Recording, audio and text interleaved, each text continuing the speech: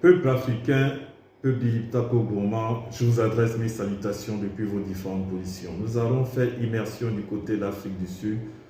Tout vrai panafricain qui se respecte et qui aime l'Afrique, qui mène la lutte de la libération d'Afrique, ne doit jamais oublier le 16 juin 1976. Qu'est-ce qui s'est passé au niveau de Soweto?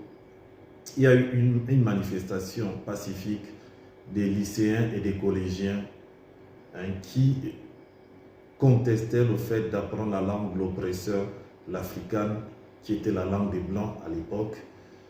Et c'est à partir de ce moment-là que est né Sikele One Africa, Gozi Sikele Africa, autant pour moi, qui est devenu aujourd'hui l'hymne national de l'Afrique du Sud. Lors de cette manifestation, il y a eu 20 morts et une centaine de blessés.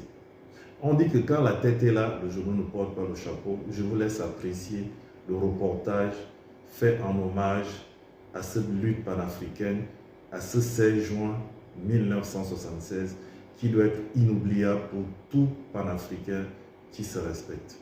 Moi, je suis Eric Lichaïla, le Gabonais panafricain. Je vous dis au revoir, que Dieu vous bénisse depuis vos différentes positions. Ils sont plusieurs milliers ce matin du 16 juin 1976. Des collégiens, des lycéens de l'immense ghetto noir de Soweto.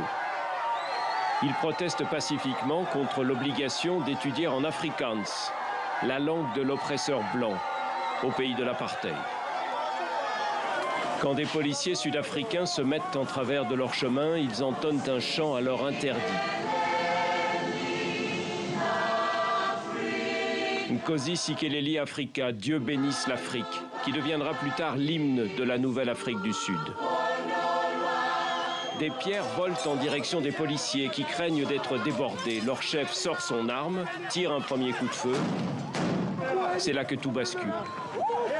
Il y aura ce jour-là 21 morts et plus de 200 blessés dans les rangs des manifestants, selon les chiffres officiels. Une photo va faire le tour du monde. Celle d'un garçon de 12 ans, Hector Peterson, l'un des premiers à tomber sous les balles de la police. Quand les policiers m'ont repéré, ils m'ont immédiatement arraché mon appareil et ils ont sorti la pellicule pour effacer tout ce qu'il y avait dessus. Heureusement, j'avais caché le film dans ma chaussure et je l'avais remplacé par un autre. Sinon, cette photo d'Hector Peterson, personne ne l'aurait jamais vue. La répression sanglante de la manifestation va entraîner des émeutes à Soweto d'abord, puis dans plusieurs villes d'Afrique du Sud. John Vorster, le Premier ministre, promet de réagir avec fermeté. Le gouvernement ne se laissera pas intimider et des instructions ont été données pour maintenir la loi et l'ordre à n'importe quel prix. 2 mois de violence, entre 200 et 600 morts. Le calme ne reviendra qu'à la fin du mois d'août. Pour le régime sud-africain, les événements de l'été 1976 marquent un tournant, les premières sanctions internationales, le début d'une longue campagne de boycott. Il faudra 15 ans encore pour que soit aboli à tout jamais le régime de l'apartheid.